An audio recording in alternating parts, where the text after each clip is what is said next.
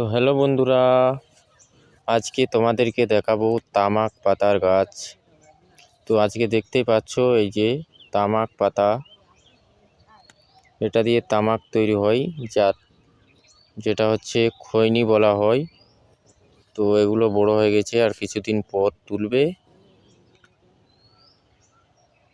পুরো চারি সাইডটা দেখাচ্ছি।